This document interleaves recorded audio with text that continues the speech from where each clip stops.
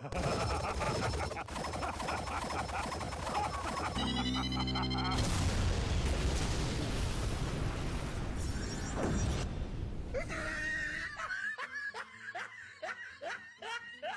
everyone, I'm Anime Freak and welcome to the video. Today I'm going to be reviewing Dragon Ball Super episode 85. So if you haven't seen that episode, stop this video, go and watch the episode, and then as soon as you've done that, come back, listen to me review this episode. Because this review is going to contain spoilers, I've gave you guys a warning, so let's continue.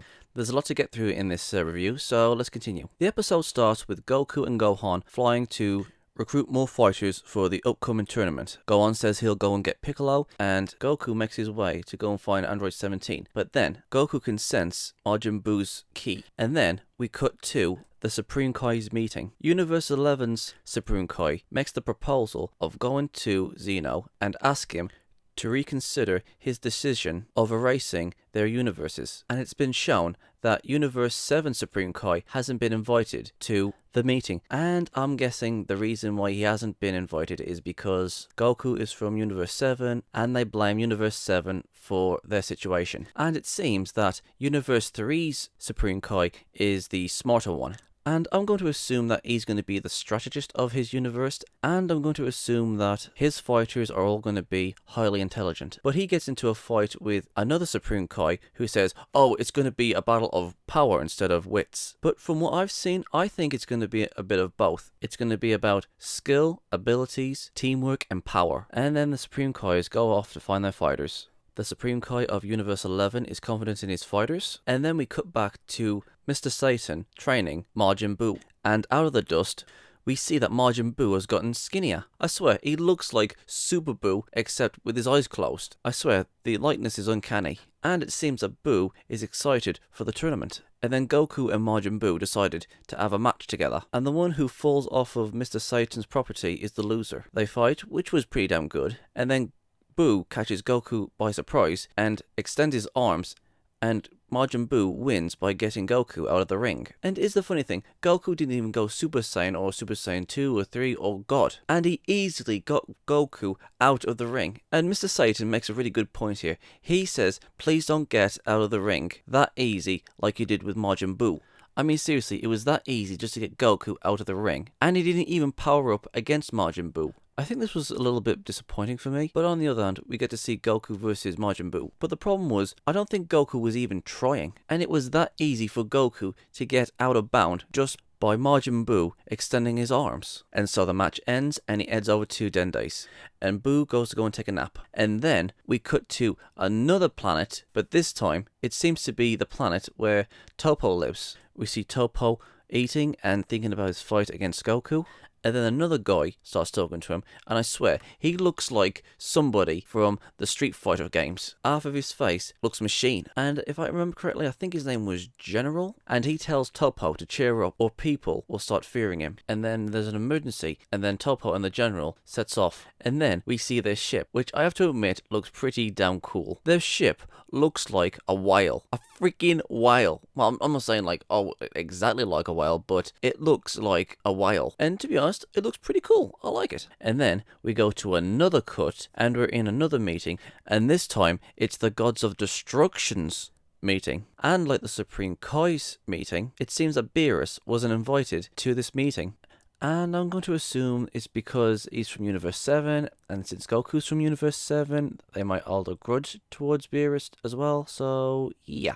The Gods of Destruction seem to hate Goku because he's too friendly with Zeno, and they blame him for their universes of being destroyed. And then we get the most sensible answer in the entire freaking episode. Vados says that they should be indebted to Goku because if Goku didn't intervene and ask Zeno about the Universal Tournament, then all of their universes would have been erased. And she makes a damn good point. It's thanks to Goku that one of the universes will be spared from being erased. Goku gave them a chance to actually survive. But I think the real reason why the Gods of Destruction hate Goku is because he's just too friendly with Zeno, a mere mortal being all chummy with the creator of all things.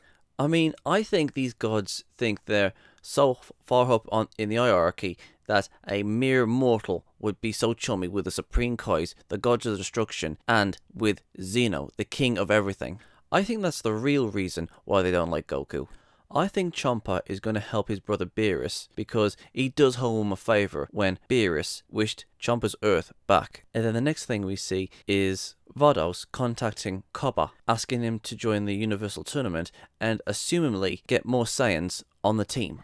And then we jump to another scene where an alien is destroying a town, and then this character that looks a lot like Beerus is fighting this alien monster. I swear, this guy looks exactly like Beerus, but when I looked more closely at him, he seems more like a rabbit because he had like some sort of these like buck teeth things going on. The Beerus lookalike is about to get eaten, and then Toppo and the General saves the Beerus lookalike, and then they do some serious Power Rangers Sentai stuff. They shout out saying, "We are justice," and doing their poses. And let me tell you something, it is absolutely hilarious how they're doing the poses, and they shout, "Oh, we are justice, and we will never forgive evil." They definitely have that Great Saiyan Man, Captain Ginyu thing going on, and it is funny. Cheesy, but funny. And then the Pride Troopers beat the alien, and then they head back to headquarters. And on their way back to the headquarters, Toppo explains to his team about the Universal Tournament that's coming up. And then Toppo starts thinking about Jiren, and then here we see Jiren, the Grey, meditating. I think this is the first time we've actually seen Jiren the Grey, besides from the opening. I hope we get to see more who this guy is. I mean, is he like the other Pride Troopers? Is he over the top with his Sentai moves? What's his backstory? Who is he? How powerful is he? I want to know more about the Pride Troopers and about Jiren. Considering he was fighting Goku in the opening, I really want to know more about him. I don't want him just to be a guy that fights Goku. No personality, no backstory, no history, no nothing. I just want to know who he is and what his backstory is. And in the next scene, we see Goku at Kami's lookout, and Goku asks Dende if he knows where Android 17 is. And then we cut to another scene where Gohan meets up with Piccolo, and he asks Piccolo to train him again. And then the narrator starts talking, and then in the next scene, we see Android 17 in his Jeep. So I'm going to assume that the next episode is going to be about Android 17. Well, to be honest, I kind of do know. The next 2 episodes is going to be about him. So I'm going to have 2 episodes in one review for next time.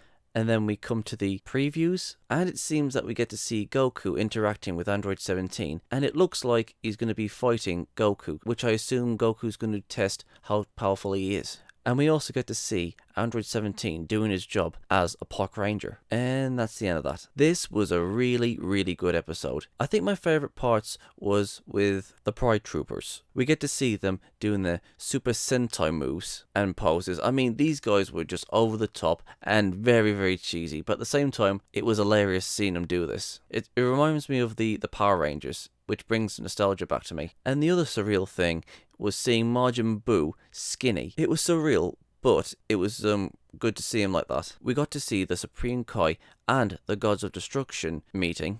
And I also love how Vados brings up a really good point that it's all thanks to Goku that one of their universes will be saved thanks to this tournament that he suggested. So again, they should be thanking Goku instead of hating him. I also liked the Pride Troopers ship. I think that was pretty cool. We got to see all different sort of places. We saw Goku, we saw the Supreme Kais and the Gods of Destruction, the Pride Troopers, Android 17, Gohan and Piccolo, Majin Buu Thin.